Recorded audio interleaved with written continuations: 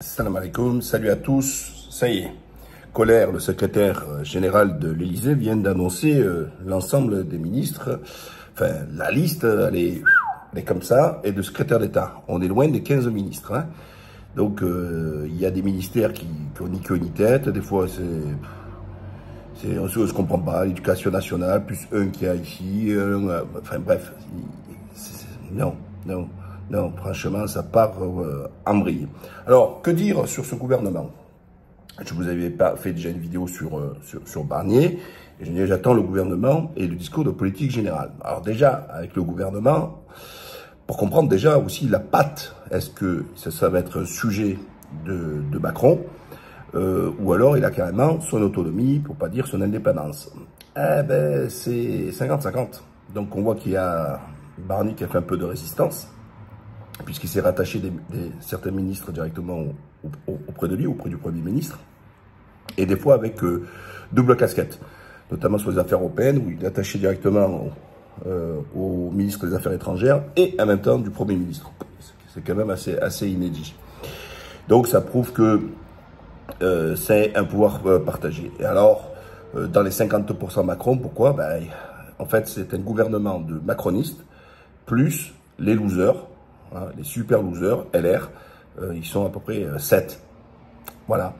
Donc, il ne faudra pas s'attendre à une politique qui sera contraire à celle qui a été menée jusqu'à maintenant. Mais on va tout droit dans la continuité macroniste. Puisque c'est eux, le gros du cheptel, c'est encore eux. C'est extraordinaire. Ils ont été virés par la porte, ils sont rentrés par la fenêtre. Et malgré ça, je vois les communiqués, etc., qui vont critiquer le Venezuela, critiquer d'autres pays, etc. Mais, attendez, dans le monde entier, on ne se rend pas compte, mais comment appelle-t-on quand quelqu'un qui est minoritaire devient la majorité? Ça s'appelle une dictature, tout simplement. Donc il faut peser les mots. Il faut peser les mots.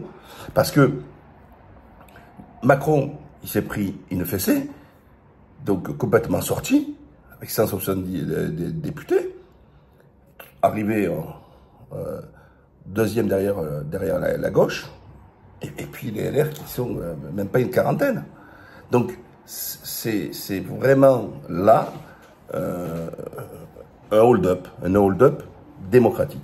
Alors, maintenant, de quoi s'attendre? Il ne faut pas s'attendre à grand-chose, ce que je viens de vous dire, c'est-à-dire qu'on va faire du Macron bis. Voilà. Alors, malgré les marionnettes, au niveau de la ligne, alors ils vont nous sortir un ancien PS, Migaud, mais vous voyez, c'est comme si vous mettez Hollande, quoi. Ça serait, quoi. Vous voyez, c'est la Libye. Hein. Le mec était sorti de la vie politique, il est sorti de la naphtaline, et puis il le sortait, etc. Alors vous allez me dire, mais toi, même droite, toi de droite, tu vas être content. Je vous le dis encore, c'est pas ma droite, ça. Ça, c'est une droite libérale soumise à Bruxelles et qui va appliquer ce que Bruxelles nous demande, tout simplement. Voilà.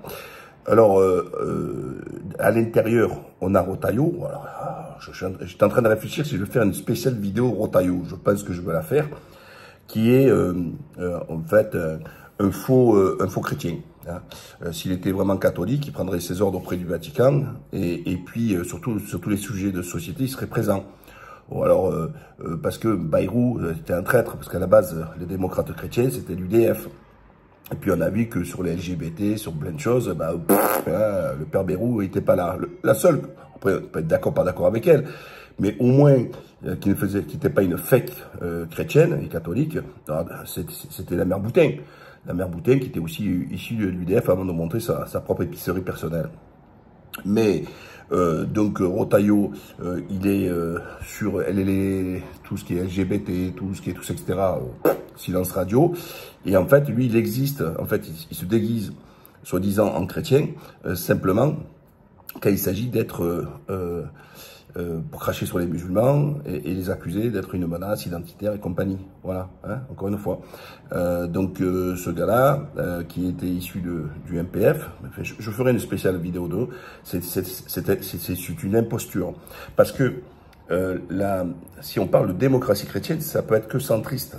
Pourquoi? Parce que c'est de gauche sur le plan social, puisque l'Église, comme toutes les religions, monothéistes, elles ont toujours être proches des plus fragiles, des plus faibles, des pauvres, tout ça, etc. D'accord? Okay. Et puis, de droite, sociétale, parce que c'est la conservation des valeurs chrétiennes, par exemple, etc. Sauf que lui, on l'a bien vu, je vous en ai fait la démonstration, il n'y a rien sur les valeurs chrétiennes. Et sur le plan économique, il est complètement ultra-libéral. Hein. Voilà. Hein. Il faut serrer la vis, etc. Encore une fois, et j'en parlerai aussi sur les Français, parce que les Français, ils sont quoi? Ils sont socialement de gauche. Voilà, toutes les études nous le disent. Notamment, on voit sur le pouvoir d'achat, sur la retraite, tout ça, etc. Voilà. Et puis, ils sont de droite sur certains sujets, c'est-à-dire l'aspect sécuritaire et sur l'immigration, etc. Mais sur le côté homo, l'IVG et compagnie, hop, hop, là, il rebascule à gauche. Vous voyez? Donc, il est assez réducteur de dire que les Français sont de droite. Non. Les Français, et en gros, vous allez me dire, celui qui rassemble un peu tout ça aujourd'hui, c'est un peu le RN. C'est-à-dire, sur la partie sociétale, c'est de la droite, sur la partie économique, c'est de la gauche. Et sur une partie de sociétale, elle est de gauche. Alors c'est ça c'est vraiment sympa parce que on n'entend jamais parler, surtout, hein, comme je vous dis, les LGBT, la fin de vie, compagnie, ils sont quand même assez silencieux. Hein. Et quand on voit les personnalités qu'il y a autour, bon, on comprend pourquoi. Donc en fait, il y a vraiment personne qui incarne globalement toutes les aspirations des Français. Voilà. Et la droite d'aujourd'hui, c'est une droite ultra-libérale qui n'est plus la droite de papa, hein, qui était plutôt... alors, pour eux, quand on est de droite, c'est-à-dire attaché au social, alors que c'est la Constitution qui est comme ça. Notre Constitution, c'est un pays, certes laïque, comme ils disent, mais qui est aussi social. C'est inscrit dans le marbre, puisque c'est dans la Constitution. Voilà. Alors après, il faut définir qu'est-ce que le vrai social, qui n'est pas l'assistanat, bien sûr, mais le social, c'est aussi l'émancipation. Or, on voit bien que l'école, aujourd'hui, qui ne fait que reproduire les inégalités et ne permet pas, justement, l'ascenseur social, eh ben, ce n'est pas du social. Voilà, voilà. Et eux, ils veulent couper dans le vif. Donc, premier aperçu, avant le discours de politique générale, pour voir les orientations, parce que, attention, il est nommé au gouvernement, mais ça ne veut pas dire qu'il va se taper tous les sujets. Il va peut-être arbitrer. Alors, le seul qui ne peut pas esquiver, c'est le budget. On va voir qu'est-ce qu'il va faire. Est-ce qu'il va retailler ou va pousser, ou va vouloir exister sur l'immigration, pousser un petit peu sur la sécurité. Sur la sécurité, sûrement. Sur l'immigration, on ne sait pas, parce qu'une partie des macronistes, ils ne sont pas très chauds. À voir. On va voir le discours de politique générale. Mais déjà, là, sur la réalité des problèmes des Français, sur la partie économique, ça sent très mauvais. Ça sent très mauvais. En gros, je laisse la en gros comme une patate. On va taper un petit peu quelques entreprises qui ont fait des bénéfices records, peut-être sur la flat tax, sur les choses comme ça. On leur dit, oh, vous avez vu, on leur a pris un peu d'argent. Mais sur les salaires, sur le pouvoir d'achat, je pense qu'il n'y aura rien à gratter. Voilà, moi je vous le dis texto. En gros, soyez contents que je ne vienne pas vous taxer. Je la sens gros, la banane, mais alors, énorme.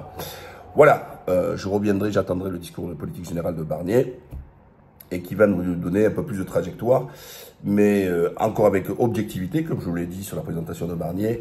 Ça sent mauvais, c'est encore du Macron, c'est du Macron bis.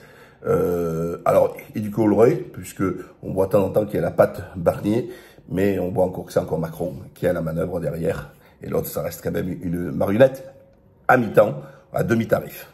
Et puis, il ne peut pas dire contre parce qu'il va se dire, mais c'est lui qui va nommer. Donc, vous voyez, c'est toujours pareil. Hein.